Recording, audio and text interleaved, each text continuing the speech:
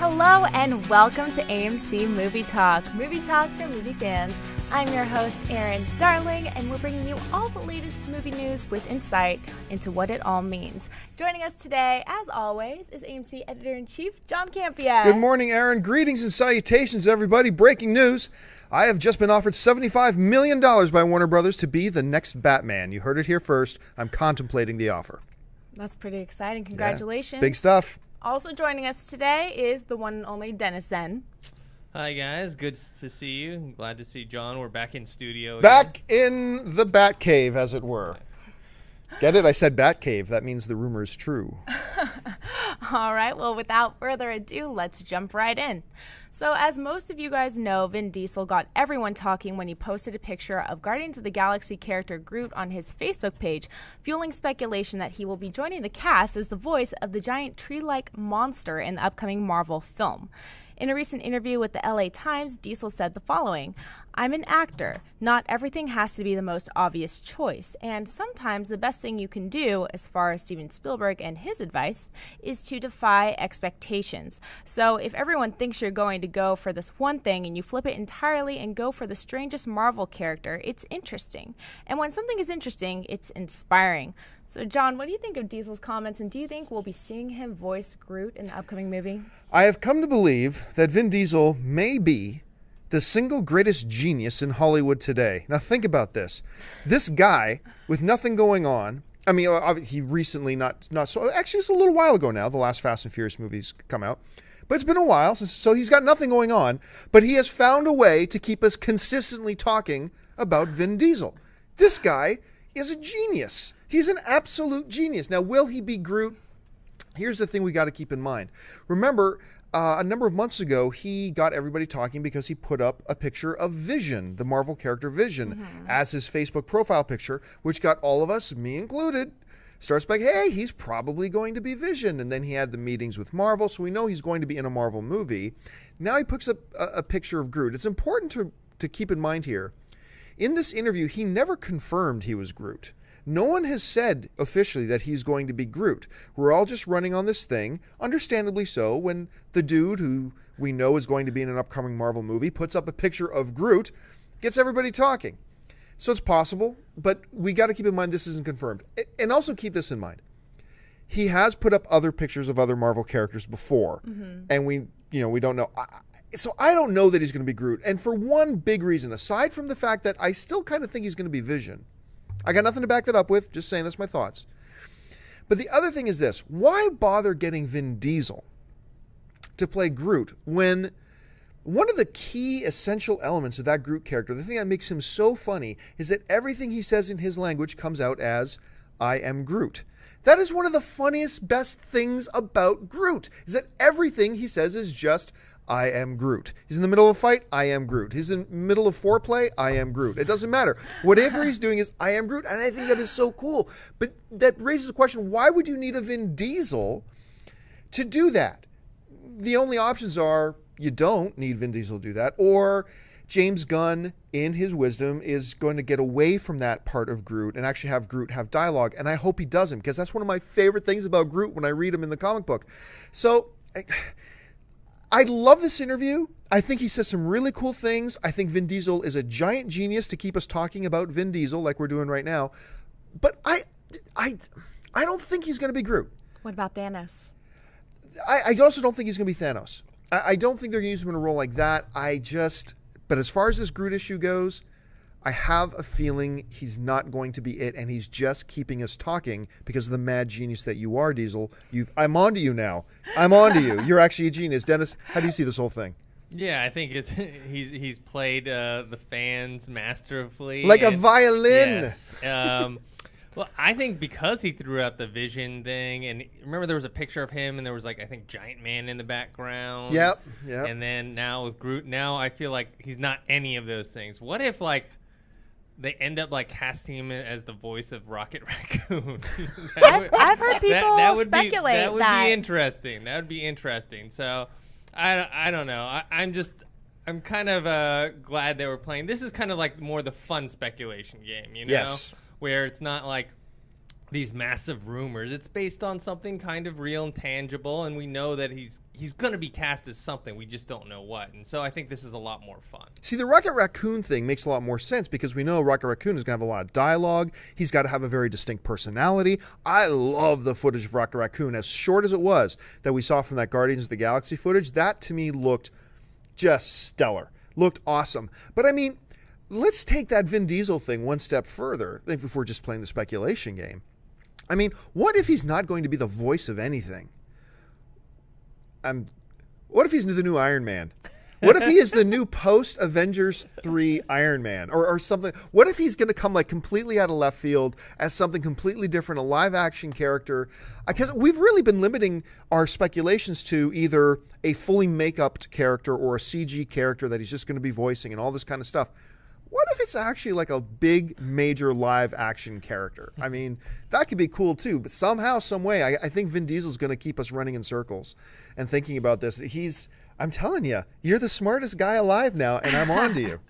I think what you're proposing makes more sense because it'd be kind of a waste of his star power and popularity. To just say, I am Groot. Yeah, to make him voice a tree-like alien creature, although that would be cool. It would be cool. These days, it's quite common for studios to put out viral marketing campaigns for upcoming movies with clips, trailers, or maybe even some fake captured footage. But it looks like the powers behind Anchorman 2 are taking this to a whole new level. It's been reported that Ron Burgundy, yes, the fictional character played by Will Ferrell, is going to be releasing his autobiography called Let Me Off at the Top, My Classy Life and Other Musings. Interesting. It's been said that the book, a tie-in to the much-anticipated film, will allow Burgundy to share personal anecdotes about the women in his life, about his dog Baxter, and his legendary news team. Along the way, he'll also give sage advice on a variety of topics that matter most to him. So, John, are you going to be reading this book? Is it a bestseller? I am officially more looking forward to the book than I am to the movie. And everybody knows how much I'm looking forward to this movie. I think the Ron Burgundy character, Anchorman, is, I think it's one of the best comedies of all time. Certainly in the top 20, probably in my top 10 favorite comedies of all time. That movie just makes me laugh myself sick every time I watch it. And this character, and the reason I think this book thing is such a brilliant idea, number one, is because this is something Ron Burgundy would do. Ron Burgundy would put out this book, and he would title it like this. And the second thing is this. A lot of the Ron Burgundy dialogue that is so funny and so hilarious, I've always thought, as great as it comes across on screen, would be even funnier in a script, would be even funnier on a printed page. And for that reason, I am finding myself counting down the days to when this book is going to come out, because I'm going to buy it the first day it comes out on my Kindle app, and I'm going to read it immediately. I think this is brilliant. And you're right. This is taking this viral marketing thing, this pre-marketing, to a whole different level. This is exploring territory. Like, we've seen prequel comics. Star Trek has put out prequel comics. The latest Man of Steel film put out a prequel one-shot comic. But to take the fictional character to put out a fake autobiography in book form, I think this is genius, and I think it's going to be really entertaining to read. So, Dennis, how are you looking forward to this book? Yeah, I am. I think it can be funny. I hope Will Ferrell has like something to do with it, like has, some input into what the character would say in the book and whatnot. I'm sure he doesn't have time to write the whole thing himself, but just to have that kind of creative input into what would be funny, and hopefully there's lots of pictures and diagrams, whatever crazy stuff that he wants to talk about, and hopefully it's not super, super long either. I think a nice short funny book would be great. So I think it's a great way to get people hyped up for the movie. Like, release it a week or two before the movie comes out. I think it's about a month it's going to come out. So yeah, give time to people to read it. I think it's a really good idea. Yeah, looking forward to it. How likely do you guys think it is that the cover is going to be a naked Ron Burgundy on a bearskin rug? I'd say there's a good 20% chance. I would give that a solid, legitimate 20% chance of that. I think if they were watching this now, if they didn't have the idea already, they probably have it in their heads now. All right, you guys can take it. Just give me credit. Just a special thank you. All right, folks, so we've reached that part of the show for buy and sell. Here's how this part works. In front of her, Erin's got a few other items in the world of movie news. She's going to run them down, and Dennis and I are simply going to say whether we buy it or sell it. So, Erin, what do we have? All right, well, District 9 and Elysium director Neil Blomkamp is set to start shooting his next film, Chappie, this fall. Chappie tells the story of a robot imbued with artificial intelligence who is stolen by two local gangsters who want to use him for their own nefarious purposes. The film will star Sharlto Copley as the voice of Chappie, with Ninja and Yolandi Visser, who are the voices of the South African Zef counterculture movement and members of rap rave duo D Antwoord, as the two gangsters. So, Dennis, buy or sell this? I buy it. I mean, even though I didn't love Elysium, I still liked it, and I'm always looking forward to what Neil Blomkamp is going to do next. And I remember seeing the original short film that this is based off of a long time ago, before Neil Blomkamp even did District 9, and I really liked it. And I heard this one is supposed to have like more of a comedic take to it, so I want to see what Blomkamp can do on the comedy side. I mean, I know it's not going to be completely like a hilarious comedy, but hopefully it has something a little bit different than what District 9 and Elysium is. Yeah, I think I was a little disappointed with Elysium, but there's still a lot of things in there to really like. And one of the things to really like about that film is what Blomkamp gets out of Sharlto Copley. That is a great on-screen dynamic. The director and actor thing, because obviously we saw what they did in District 9. I think Sharlto is the best thing about Elysium. I agree. That character, I loved it because he was terrifying yet funny. And I go into a little bit later. Actually, we're going to share a conversation I had with Sharlto here in a bit. But that is the best part about it. And to see that these two guys are working again together, mark me up as excited. For me, it's a buy. I'm actually really excited for this one. Yeah. I'd buy it too. I think it's going to be great. South African Zef counterculture movement. I couldn't even say that. But here's the thing, though. What is with Blomkamp and his obsession with wanting to put rappers in his movie? Like, we heard he wanted Eminem to play the lead role in Elysium. And even before Eminem, he went to another rapper. I can't remember which it was. And now he's going to put a couple of rappers in this one. What is his... Neil, keep getting guys like Sharlto. Get real actors for your movies. Your movies will turn out much better. All right, next up. So it looks like Warrior in Zero Dark 30 star Joel Edgerton may be in line to play the part of the Egyptian pharaoh Ramses in Ridley Scott's upcoming biblical tale Exodus. The Hollywood Reporter is claiming that the Great Gatsby star would appear opposite Christian Bale in the leading role of Moses. So, John, buy or sell him in Exodus? Got to buy this on several levels. Number one, I think Joel Edgerton is a really underappreciated talent in this business. The movie Warrior overall was vastly underappreciated. That was a great movie, and Edgerton was great in it. But I will always think of Joel Edgerton as the young Uncle Owen in the Star Wars prequel. A lot of people forget that that's him. But also, I'm a sucker for these big, epic-style biblical films. I love Ten Commandments. I love Ben-Hur. I love those movies. And seeing a guy like Ridley Scott take a stab at something like this, I think this is gold. I'm really looking forward to it. For me, it's a buy. Dennis? Yeah, definitely big buy for me. I love Joel Edgerton, too. I think the first thing I saw him in was Animal Kingdom. Oh, right. Oh, wow.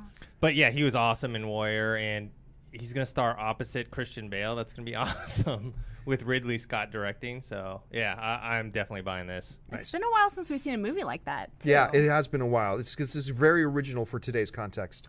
The first official images for the upcoming film Vampire Academy have just hit the web. The film is based on the popular book series and will be directed by Mean Girls helmer Mark Waters and follows Rose Hathaway as these are some crazy words here, Dampier. Half-human/vampire, guardians of the Moroi, peaceful mortal vampires living discreetly within our world. Her legacy is to protect the Moroi from bloodthirsty immortal vampires, the Strigoi. So, Dennis, I apologize if I butchered any of those pronunciations. Dennis, buy or sell the images from Vampire Academy? I have to sell these. Mark Waters, he directed Mean Girls, which I thought was a really funny movie. This movie, just from the pictures and the description, it looks like a CW show. It just looks like something that's coming out like this fall. Something I'm just not interested in at all. That's a great analogy, actually. I never you put it perfectly. It looks like something, it sounds like something from a CW show. Not that there aren't quality CW shows, there are, but a motion picture, this does not necessarily sound like. Look, I'm so sick and tired of vampires. I'm so sick and tired of these teenage beautiful vampires. Like, if you're gonna make a vampire movie, give me a damn vampire movie. Not this. I'm so sick of this new stuff. And look, obviously, let me give this little disclaimer. This is obviously not a film that is being made for people like Dennis and me.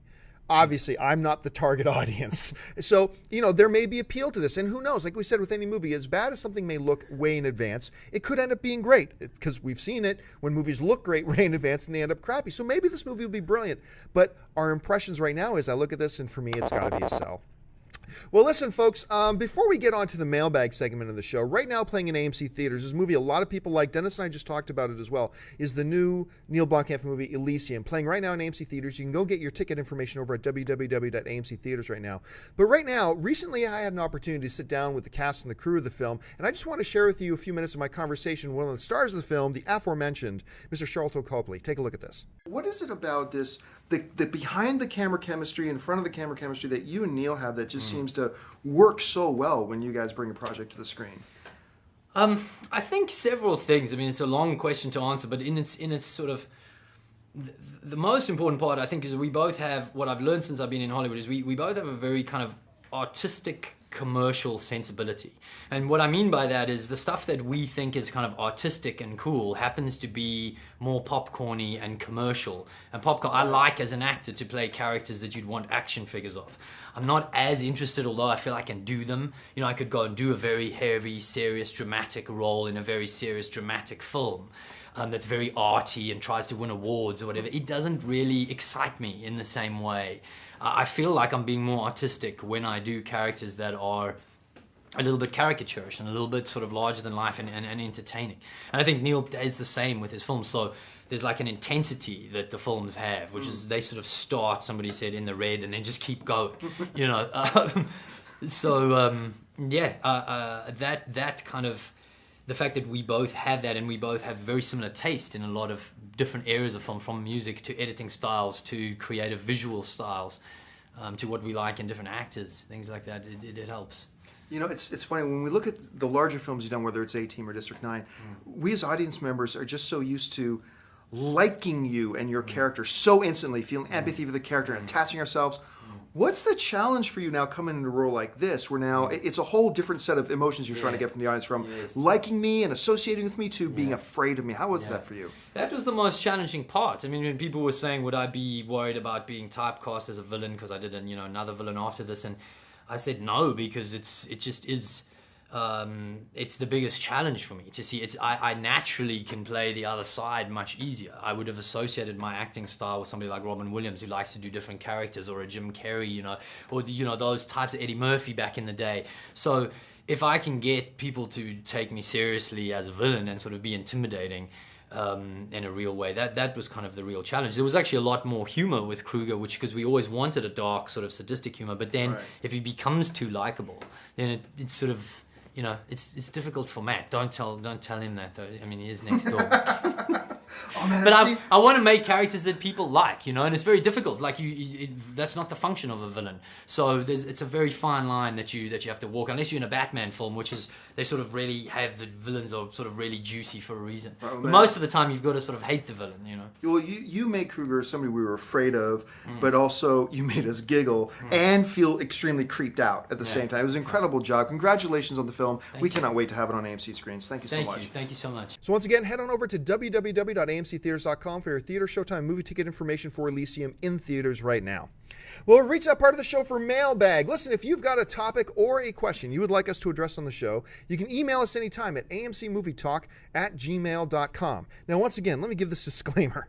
We get over 1,000 mailbag emails from you guys every week. We have time, including AMC Mailbag, to answer maybe 30 to 40 of them. So please don't be upset if we don't get around to your question. But trust me, we read just about all of them that come in. Only have time to answer a few, but send them on in. In front of her right now, Erin's got a few messages from the mailbag pulled out. So Erin, what's up first? First of all, we have Jordan Machio, who writes, "Hey John, my fellow Canadian. Hey. An article was recently published saying that Hugh Jackman was offered $100 million for 4 more films as the Wolverine. What are your thoughts on this, and what do you think those movies are?" Yeah, I started reading this all around too. Now, for those of you who saw MC Movie Talk yesterday, I went on a bit of a rant about that whole rumor that was going around about Christian Bale being offered $50 million to play Batman again, and what garbage that rumor was, and how it wasn't based on fact, and it was just a myth. Okay, so a lot of sites are running with this story Hugh Jackman offered $100 million for 4 more films. And I've gotten a lot of email from people saying, John, what do you think? Did you hear? Hugh Jackman has been offered $100 million to be... Okay, so when you actually look into this story, here's where the story actually comes from. An unnamed source told... Aaron, let's play a game. Okay, let's do it. If I were to say, not just movie blog, anything, what would be the most unreliable news source you can possibly think of that you could get a story from? You may not say the one I'm thinking of, but you might. An actual source? No, like anything, out of any sources out there that you can buy in on a newspaper stand or online or on TV, what would you think would be the most unreliable thing you could get? Oh, man. Tabloid? The National Enquirer. Oh, my gosh. Really? This Hugh Jackman story comes from, when you follow it up, it comes from an unnamed source tells the National Enquirer that Hugh Jackman has been offered $100 million. That is a joke. I mean, seriously? And there are sites running with this, that this is a news story. When did it happen that we start running with news stories that are sourced from the National Enquirer? That's what this is. I'm not making this up, folks. That's where this story came from. An unnamed source to the National Enquirer. And we got movie sites running with this. So, you know, what would I think about something like this? Well, it's not even worth talking about what I would think about this because this isn't true. This is obviously not true. This is not fact. Hugh Jackman was not offered $100 million to be in 4 more Wolverine films. That doesn't mean that the Fox and Hugh Jackman aren't actually talking about him and his future as Wolverine. I'm sure that they are. But I'm sure that this story is completely fake. Dennis? Yeah. I mean, pretty soon then we're going to believe like Bigfoot is going to be start walking around the streets, and I saw Jesus in my watermelon. Yeah, aliens, UFOs coming down, and like it's getting crazy, man. Like the kind of stuff that people are willing to not only like put out there, but then just believe. Because I also got messages as well, and even in our own comment sections, people are like, "Did you hear Wolverine? Like Hugh Jackman got offered $100 million," and they take it as fact. It's like, crazy. No, he did not. Yeah, it's very frustrating. Yeah. Oh, what's next? Austin Smith writes, "Hey guys, love the show. Watch it every day. While I enjoyed the first Rob Zombie Halloween, the second one was dreadful. Also, the Friday 13th remake and Nightmare on Elm Street remakes weren't great. But getting to my question, why doesn't James Wan get his name attached to one of these huge horror franchises? I love his originals such as Insidious and The Conjuring. He is a great horror director, and I would love to see his portrayal of a horror icon after he finishes Fast 7. Can't wait." So what do you guys think? Well, also, you raise a really interesting question, actually. You know, you got a guy like James Wan right now who's doing such a great job with modern horror. And there's not a lot of people out there doing great jobs with modern horror right now. And Wan is one of them. But I think you kind of answered your own question in the question. You say, you know, he's doing a lot of his own original stuff right now. Why not go back and do one of the... Well, because he's doing original stuff. And when you're talking about stuff like Nightmare on Elm Street, Friday the 13th, now, unfortunately, because of some of the bad remakes, there's a bit of a stigma attached to those titles and attached to those properties that probably a guy like James Wan doesn't want to come close to or come near to, because really, there's no winning. If you're a director like James Wan, there's no win situation in doing, say, the next Nightmare on Elm Street film. Because if you do it, it's good because it's Nightmare on Elm Street. But if you fail, you suck. You ruin Nightmare on Elm Street. There's not a lot of upside here. Wan is doing some great, creative, original films. Now, that's not to say we shouldn't have more Friday the 13th. Friday the 13th and Nightmare on Elm Street are movie institutions. They should continue. Even if they're bad and even if they're ridiculous, we should continue to make Friday the 13th and Nightmare on Elm Street. But I just don't see a guy like James Wan ever be interested in doing something like that because of the aforementioned pre-existing expectations, the stigma that's attached to them somehow. Just not a lot of upside for a guy like him. Dennis? Yeah, I have to preface this. I'm not a huge horror fan, so I, take everything I say with a grain of salt.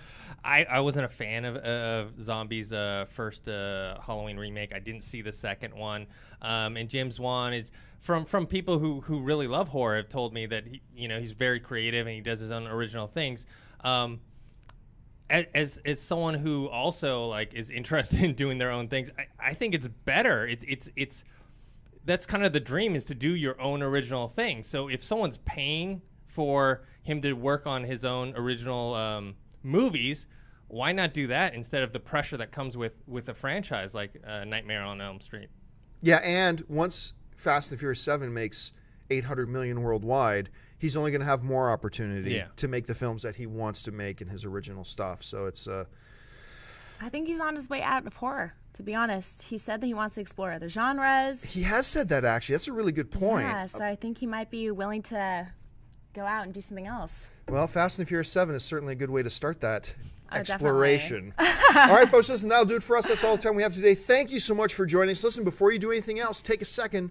Click the subscribe button. If you're not a subscriber already to our AMC Movie News YouTube channel, it'll keep you up to date on everything going on in the world of movie news and, of course, our daily AMC Movie Talk Show and our weekend AMC Mailbag Show. Follow us on Facebook. Follow us on Twitter. If you want an audio-only version of this episode, look in the description of this video and you'll find links to our iTunes and our Stitcher Radio. And once again, head on over to www.amctheaters.com to get all your theater, movie time, and movie ticket information. I want to thank, as always, first our lovely host, Miss Erin Darling. Erin, where can people find you online? Twitter, Erin A. Darling. Facebook, Erin Darling fan page. YouTube, Erin Ashley D. Thank you for having me, John. Thank you for being had. And, of course, the one, the only Mr. Dennis Z. Dennis, where can people find you online? You can find me on Twitter @ThinkHero. You can find me on Facebook, just my name. And you can find me on Twitter, Facebook, Instagram, whatever, just @John Capia. Thanks a lot for joining us, folks. Make sure you come back and join us again tomorrow. And until then, my name's John Capia for AMC Movie News. Bye-bye.